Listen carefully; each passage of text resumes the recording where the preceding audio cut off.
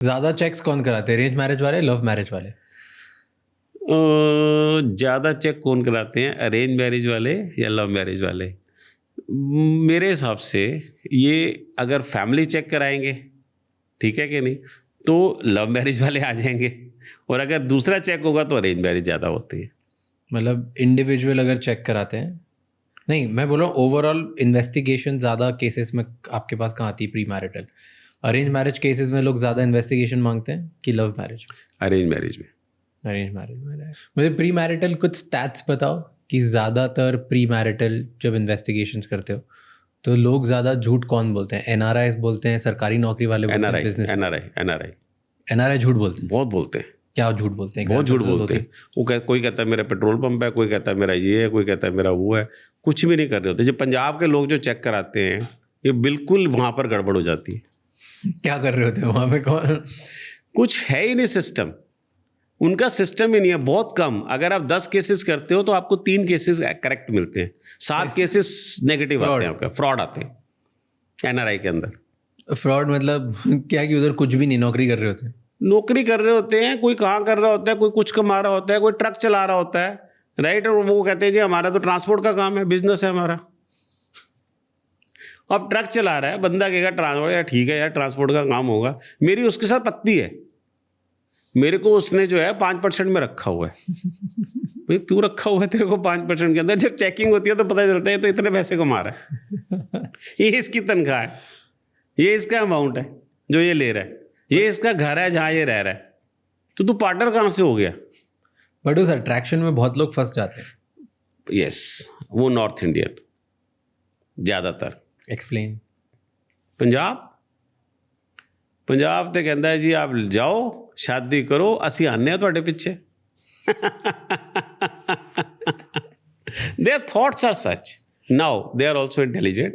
It's not that, because अब जो है परसेंटेज उनकी कम हो गई है, क्योंकि अब गवर्नमेंट बड़ी स्ट्रिक्ट हो गई है। बट गलत लोगों से भी शादी करने के लिए लोग रेडी होते हैं कि बस वहाँ जाने को मिलेगा। यस, हम मना करते हैं, उसके बाद भी शादी कर लेते हैं। एंड क्यों? रीज़न क्या होता है? बस सेटल होना है वहाँ पर। There's one, एक बहुत कॉमन स्कैम है which is there in the circle कि कोई एनआरआई बन जाता है, वहाँ जाके कुछ काम कर रहा है, मे बी टैक्सी चला रहा है या बहुत ही बेसिक जॉब कर रहा है, वो वहाँ से अच्छे अच्छे फ़ोटोज़ पोस्ट करके यहाँ पे ऑनलाइन डेटिंग करना स्टार्ट करते हैं, लोगों से प्यार व्यार करते हैं, बात करते हैं। दे डिसाइड कि एक बार उनको बुला भी लेते हैं उधर, फिर उधर घूमेंगे 3-4 दिन, बहुत ज़्यादा उनको पूरी ऐसी दुनिया दिखाएंगे कि अट्रैक्ट करके लगेगा वाह आपको अब हम ऑस्ट्रेलिया ले आएंगे, यूके ले आएंगे, कनाडा ले आएंगे।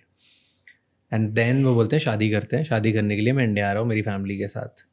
इधर आके बोलते हैं कि मैं कस्टम में फंस गया हूँ, मैं यहाँ फंस गया हूँ, वहाँ फंस गया हूँ, वीज़ा ऑफिस में फंस गया हूँ, मेरे पास तो डॉलर्स ही हैं, बस इंडियन रुपीज़ नहीं है, तो आप 5 लाख रुपए डाल दो मुझे यहाँ पे, मैं आपके लिए गिफ्ट लेके आ रहा था। ये सारे फेक फ़ोटोज़ भी दिखा देते हैं।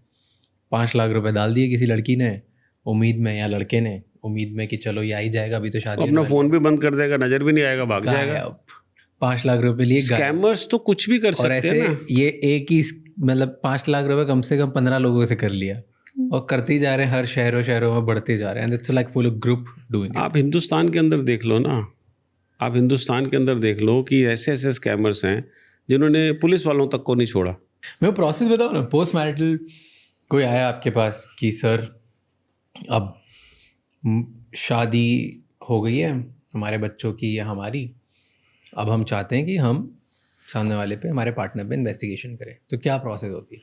What do you follow? कैसे स्टार्ट करते हो? सबसे पहले जैसे मैंने बताया कि उसकी डिस्कशंस होती हैं। सबसे पहले ऑब्जेक्टिव क्या है? ऑब्जेक्टिव इस चीज़ को पाने का है कि उसका एम क्या है। एम में ऑब्जेक्टिव ही आ जाता है। उसके अंदर उस शादी को तोड़ना है, उस शादी को बचाना है, या उसे कोई रिवेंज लेना है। ये 3 चीज़ें बड़ी इंपॉर्टेंट होती हैं। कई लोग रिवेंज लेते हैं, कई लोग उसमें कोर्ट केस के लिए थ्रू जाते हैं, और कोई लोग जो है मैरिजेस को बचाते हैं। तो ये सबसे पहले होता है।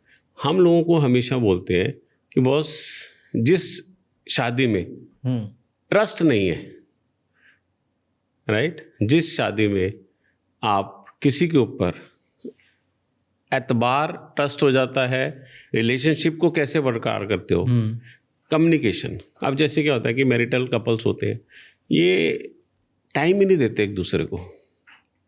वो भी बिजी है, वो भी बिजी है, संडे सैटरडे मिल लिए, कुछ कर लिया, कहीं चले गए, कुछ खा पी लिया, it's all okay.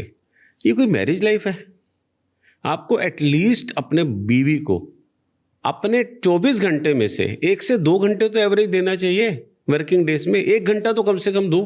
You see, you have to give an importance to your spouse, if it is a male और फीमेल, जो मर्जी है। सिस्टम क्या है बेसिकली, कहाँ आपका सिस्टम नहीं चलता, आप डिस्कस ही नहीं करते, आप कम्युनिकेट ही नहीं करते, आपके दिमाग में अपनी सारी चीज़ें चलती रहती है। 60 to 65% मैं बोलूँगा केसेस जो होते हैं, जो किए जाते हैं, उनका कोई सिर पैर नहीं होता, सब बेकार होते हैं। उन्हें पैसे खर्च करने हैं अपनी सेटिस्फेक्शन के लिए। क्यों? चेक कराना है कि क्यों नहीं मुझे इंपॉर्टेंस मिल रही, क्यों नहीं मेरा ध्यान रख रहा, कहीं और चेक कर रहा है। अच्छा, ये जिम बहुत जा रहा है, क्यों जिम जा रहा है, पहले तो नहीं जाता था। अब ये अच्छे कपड़े क्यों पहन रहा है, पहले तो नहीं पहनता था, पहले तो ये कैजुअल था बहुत ज़्यादा, अब ये बहुत ज़्यादा सूटेड बूटेड बन गया है, ऐसा क्यों हो गया?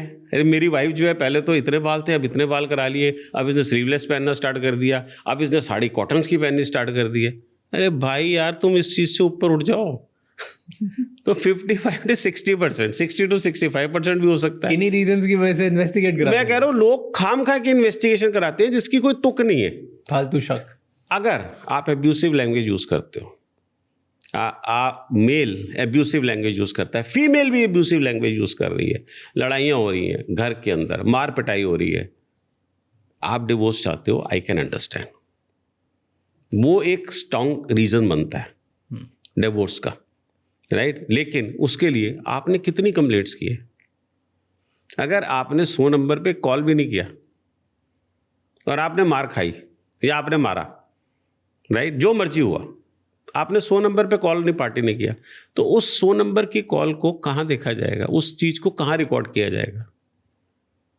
आज के बाद कोई लड़ाई हो, आप इमीडिएटली पुलिस में को फोन करो कि 100 नंबर पे कॉल कर दो जी, ऐसे ऐसे मेरे, प्लीज मेरा एक्सरे करा लो, मेरा जो एमआरआई करा लो, जो मर्जी करा लो, मेरी चेकिंग करा लो, this person has abused me. Thank you so much ये क्लिप एंड तक देखने के लिए। अगर आपको और भी ऐसी क्लिप्स देखनी है तो राज शमानी क्लिप्स चैनल को सब्सक्राइब कर लीजिए।